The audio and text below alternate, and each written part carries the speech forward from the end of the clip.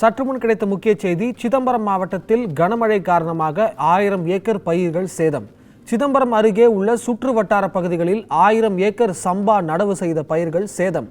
பாதிக்கப்பட்ட நிலங்களுக்கு ஏக்கர் ஒன்றுக்கு ரூபாய் 35,000 நிவாரணம் வழங்க வேண்டும் என விவசாயிகள் கோரிக்கை.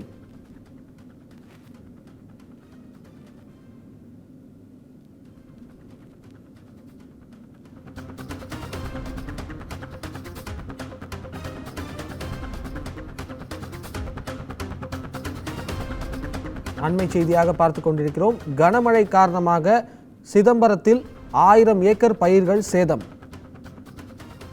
நீர்நிலைகளில் ஆக்கிரமிப்புகள் அகற்றப்படாமல் இருப்பதால் 1000 ஏக்கர் விளைநிலங்கள் சேதம். இது குறித்து கூடுதல் செய்திகளுக்காக நம்முடன் செய்தியாளர் பொய்யாமொழி இணைந்திருக்கிறார். வணக்கம் பொய்யாமொழி, கூடுதல் தகவல்களை பதிவு செய்யலாம். வணக்கம். சிதம்பரம் அடுத்த பின்னத்தூர், சிதம்பரநாதன்பேட்டை, கோவிலாம்பூண்டி, கொடியாம்பாளையம், கீழானுவம்பட்டு, மேலானுவம்பட்டு, நஞ்சமுகத்து வாழ்க்கை, தில்லைவிடங்கான் உள்ளிட்ட பகுதிகளில் சுமார் 25,000 ரூபாய் செலவு செய்து நடவு செய்யப்பட்ட 2000 ஏக்கர் விவசாய நிலம் கடந்த 4 நாட்கள் பெய்த மழை காரணமாக முற்றிலும் மழையில் நனைந்து அழுகும் நிலை உள்ளானது. தொடர்ந்து பார்த்தீங்கன்னா விவசாய நிலத்தில் மழைநீர் தேங்கி உள்ளது.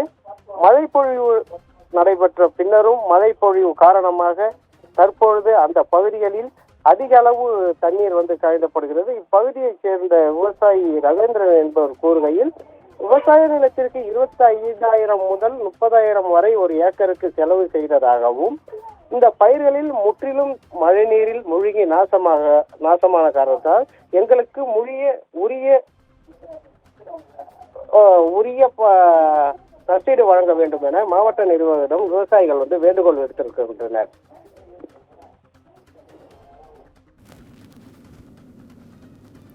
தகவல்களுக்கு நன்றி பொய்யாமொழி.